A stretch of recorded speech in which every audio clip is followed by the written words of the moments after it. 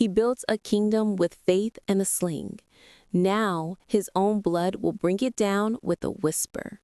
The throne is empty, the king is gone, and the face of the rebellion is the last one he ever wanted to see.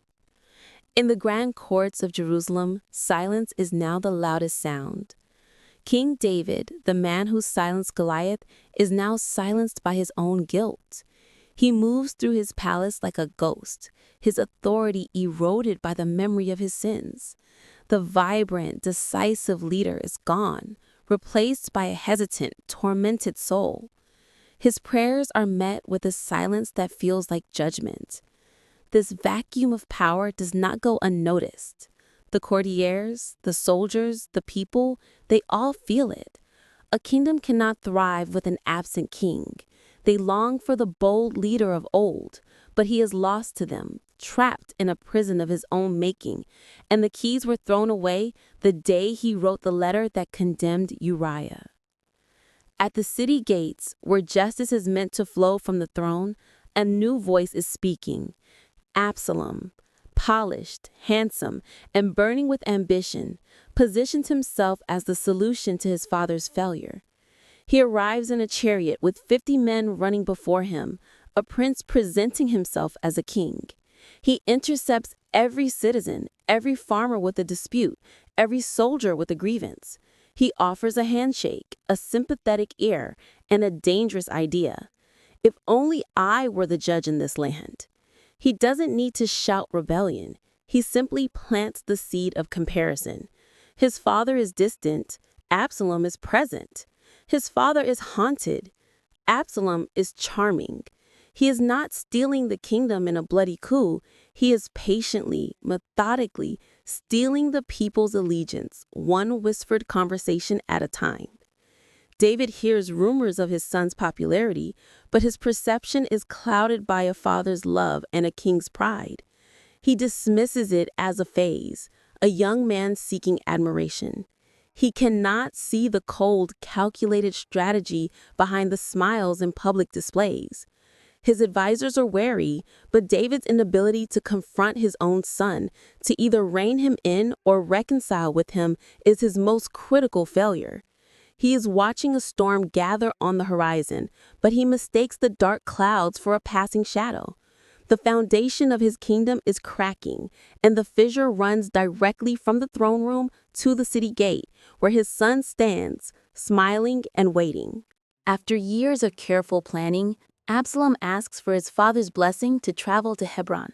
The request is draped in the language of faith, a vow to be fulfilled to the Lord. It is a brilliant, cruel deception. David, perhaps seeing a chance for his son's spiritual renewal, willingly grants his permission.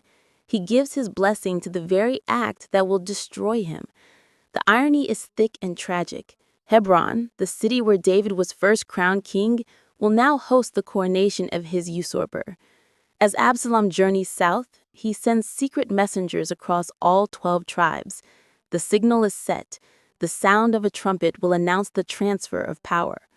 The trumpet blast in Hebron is not just a sound, it is an earthquake that shatters the nation. The news hits Jerusalem like a physical force. Absalom is king in Hebron. The hearts of the men of Israel are with him. The palace, once a symbol of unshakable divine order, descends into panic. But the most devastating blow comes not from the crowds in Hebron, but from within David's most trusted circle. Ahithophel, the brilliant counselor whose advice was like the word of God, has defected. This betrayal is more damaging than 10,000 enemy soldiers. It confirms that the rebellion is intelligent, legitimate, and has access to all of the king's secrets and weaknesses. David looks into the faces of his remaining loyalists and sees the terrifying truth. Jerusalem is no longer a sanctuary. It is a tomb. To stay and fight would be to wage a bloody urban war against his own people. It is a price he will not pay. The command is given, a single, gut-wrenching word: flee. The king who fought for decades to secure Zion, the city he loved, is now forced to abandon it. He leaves not as a conqueror, but as a fugitive, just as he was in the days of Saul. The wheel of his life has turned a full, cruel circle. The crown he worked so hard to secure is left behind, a hollow prize for the son who betrayed him. The exodus from Jerusalem is a portrait of utter despair. David, head covered, walks barefoot up the slope of the Mount of Olives.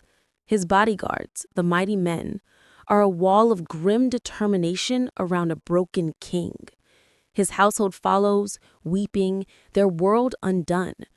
In a moment of profound faith, David commands the priest to carry the Ark of the Covenant back into the city. "If I find favor in the eyes of the Lord," he declares, his voice raw, "he will bring me back."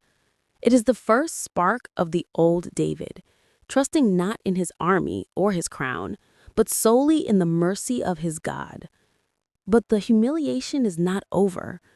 As they climb, a man named Shimei from the house of Saul emerges, cursing the king, throwing stones and dust. Get out, you man of blood, you worthless man," he screams. For David's generals, this is an insult worthy of death.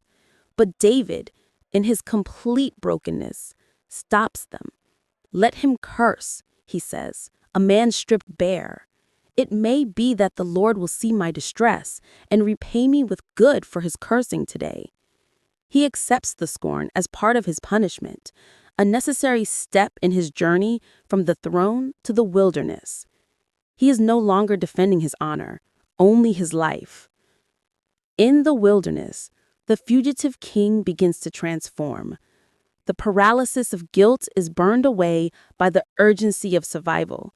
His mind, once clouded by regret, becomes sharp and strategic. He sends out spies, he secures allies, he plans his next move. He is no longer the distant monarch in a palace. He is the guerrilla leader he was in his youth, fighting for every inch of ground. But this battle is different. The enemy is not the Philistines or the Ammonites. The enemy is his own flesh and blood. And as he prepares for the coming war, his heart is not filled with rage, but with a father's agonizing grief. In Jerusalem, Absalom enters his father's palace. He sits on his father's throne.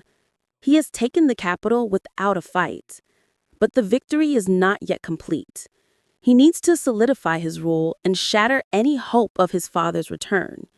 Ahithophel, the brilliant traitor, offers a piece of advice so shocking, so final, it silences the room. He tells Absalom to publicly violate his father's concubines, the women left to care for the palace. It is a brutal, symbolic act designed to prove to all Israel that the break with David is irreversible, that Absalom has taken full possession of his father's house and his authority. Absalom, in a tent on the palace roof for all to see, follows the council. It is a point of no return, not just politically, but morally. He is no longer just a usurper. He has become a monster, willingly committing an act that severs the last bonds of family and honor. This is the poison of Ahithophel's wisdom. It offers absolute power at the cost of one's soul. Meanwhile, David, in his wilderness refuge, plants his own agent of chaos, Hushai the Archite, his loyal friend who feigns allegiance to Absalom with the goal of countering Ahithophel's deadly advice. The stage is now set for a battle of wits. Ahithophel urges a swift, decisive strike against David while he is weary and weak. It is a plan that would certainly end the war. But Hushai, playing on Absalom's pride and fear, argues for a massive, slow mobilization, appealing to the young king's desire for a grand, theatrical victory. The fate of the kingdom hangs in the balance of this debate. Will Absalom listen to the ruthless wisdom that won him the throne? Or will his vanity lead him to a fatal delay? The council that prevails will decide whether David lives to see another sunrise. Absalom, swollen with pride, chooses Hushai's flawed plan over Ahithophel's perfect one. The delay gives David the precious time he needs to cross the Jordan River and regroup, gathering his strength in the fortress city of Mahanaim. Ahithophel, seeing his counsel rejected and knowing the rebellion is now doomed, goes home and takes his own life.